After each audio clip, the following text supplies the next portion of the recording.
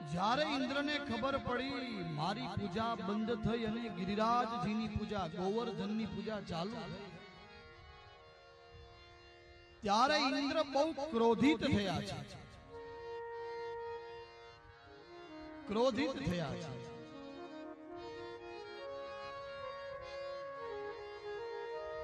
કે મારી પૂજા બંધ થઈ અને ઓલા ગોવર્ધન ચાલુ થઈ.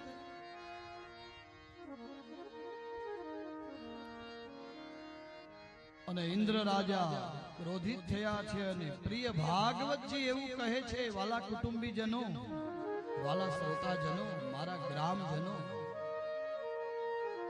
ભાગવતજી એવું કહે છે કે પ્રલય સમયે જે વરસાદ વરસાવવામાં આવે એ વરસાદ વ્રજ ઉપર વરસાવવામાં આવે છે. જાણે પ્રલય કરવાનો ન હોય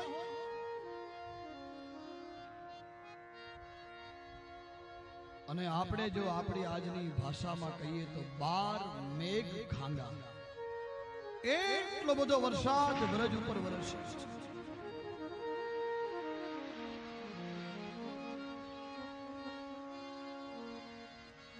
અને સુખદેવજી મહારાજ એમ કહે છે કે રાજન, આ વરસાદ ઋતુ વગરનો વરસાદ, ઋતુ નથી અને આવી પડ્યો છે.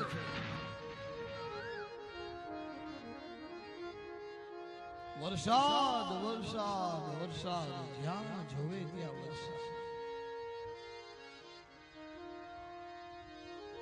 સૌ વ્રજવાસી ગભરાયા છે અને ભગવાનની શરણમાં આવ્યા છે. હવે બધાને ખબર પડી ગઈ કે જ્યારે જ્યારે સંકટ આવે ત્યારે ત્યારે કૃષ્ણના ચરણમાં વહી જાવ.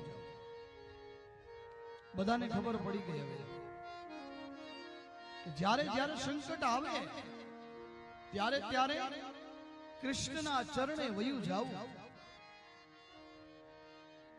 અને ભગવાન બધા ગોપવાસીઓને, ગોકુળવાસીઓને, વ્રજવાસીઓને, ગોપ ગોવાળો, વાછરડાઓ, ગાય માતા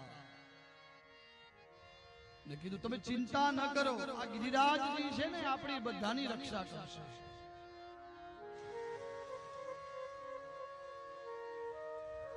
અને ભગવાને એ ગિરિરાજજીને પોતાની ટચલી આંગળી પર ધારણ કર્યા ત્યારથી કહેવાનું, બોલો ગિરિરાજ ધરણ કી જય, ગિરિરાજ ધરણ કી જય, ગિરિરાજ ધરણ કી જય. આમ ભગવાન બાલકૃષ્ણ પગની આંટી વાળીને ઉભા છે.